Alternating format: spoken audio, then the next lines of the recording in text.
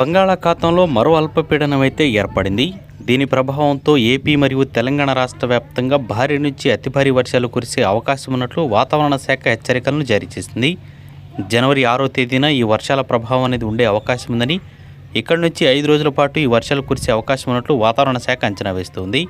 ఇప్పటికే తమిళనాడు తీరానికి 700 కిలోమీటర్ల దూరంలో, ఆంధ్రప్రదేశ్కు 900 కిలోమీటర్ల దూరంలో, ఒడిశాకు 1000 కిలోమీటర్ల దూరంలో ఈ అల్పపీడనం అయితే ఏర్పడి ఉంది. దీని ప్రభావంతో రాబోయే రోజుల్లో మాత్రం బలమైన వర్షాలు కురిసే అవకాశం ఉన్నట్టు వాతావరణ శాఖ అంచనా వేస్తుంది. ఇది గంటకి 40 నుంచి 70 కిలోమీటర్ల వేగంతో కదులుతూ వస్తూ ఉంది.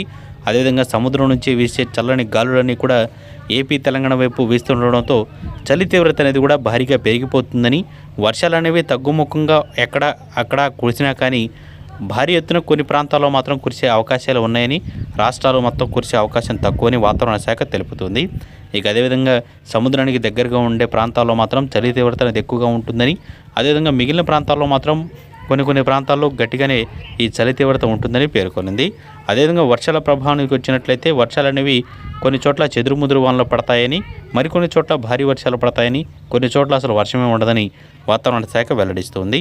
ఇక అదేవిధంగా తెలంగాణ మరియు ఆంధ్రప్రదేశ్లో మాత్రం జనవరి 14వ తేదీ తర్వాతన మోస్తరు నుంచి తేలికపాటి వర్షాలు చూస్తామని, అప్పటి వరకు రాష్ట్రంలో ఎటువంటి వర్షాలు ఉండవని, అదేవిధంగా చలి తీవ్రత అనేది ఉంటుందని, అనారోగ్య సమస్యలు అనేవి ఉంటాయని కొంచెం జాగ్రత్తగా ఉండాలంటూ వాతావరణ శాఖ హెచ్చరికలను జారీ చేసింది.